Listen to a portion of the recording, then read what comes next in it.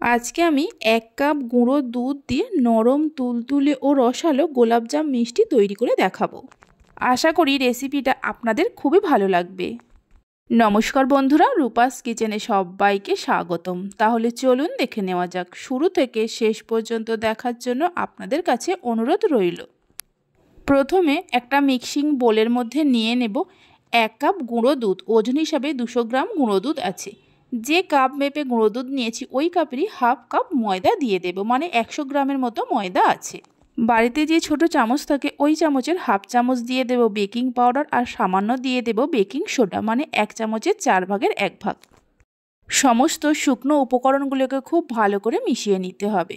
সব কিছুকে ভালো করে মিশিয়ে নেওয়ার পর 1 চামচের মতো ঘি দিয়ে ঘিটাও মিশিয়ে নেব।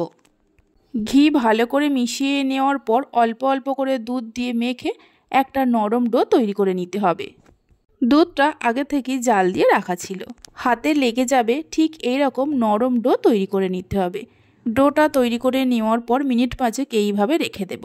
5 মিনিট পর দেখাচ্ছি, দেখুন আর হাতের মধ্যে কিন্তু একটু লেগে যাচ্ছে না।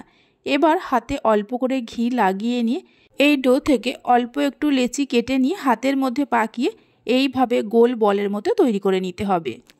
দেখুন ঠিক এই রকমভাবে তৈরি করে নেব। তবে মিষ্টিগুলো আপনারা ছোট বড় যেমন সাইজের বানাবেন সেই মতো লেচি কেটে নিয়ে গোল গোল করে নেবেন।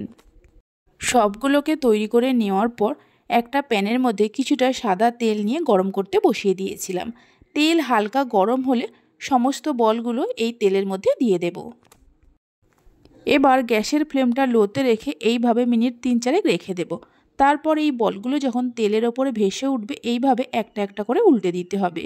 একটা একটা করে উল্টে দেওয়ার পর গ্যাসের ফ্লেমটা লো টু মিডিয়ামে করে উল্টে পাল্টে গোল্ডেন ব্রাউন করে ভেজে নিতে হবে। হাই ফ্লেমে বা মিডিয়াম ফ্লেমে ভাজতে যাবেন না, তাহলে ওপরটা খুব তাড়াতাড়ি লাল হয়ে যাবে আর ভেতরটা কাঁচা থেকে যাবে।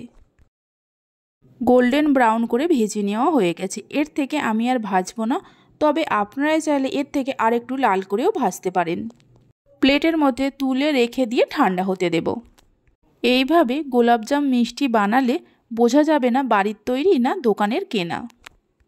এগুলো তুলে নেওয়ার পর ঠান্ডা হতে থাক। ততক্ষণে চিনি শিরাটা তৈরি করে নেব। তার জন্য গ্যাসের ওপর একটা কড়া বসিয়ে কড়ার মধ্যে দিয়ে দেব 1.5 কাপ চিনি।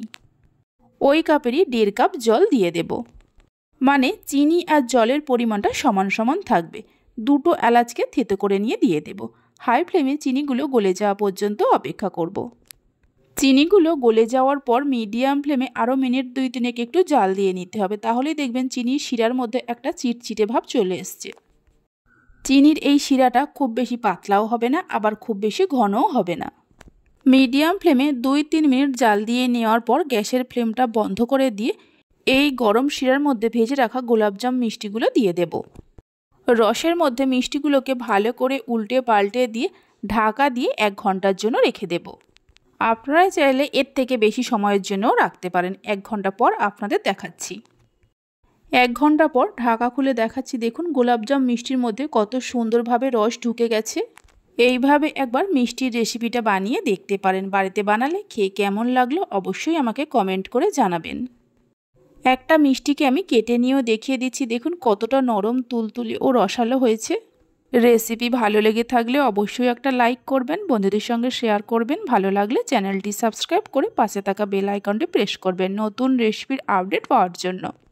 তাহলে চলুন ভিডিওটা আমি এখানেই শেষ করছি। আপনারা সবাই ভালো থাকবেন, সুস্থ থাকবেন। ধন্যবাদ।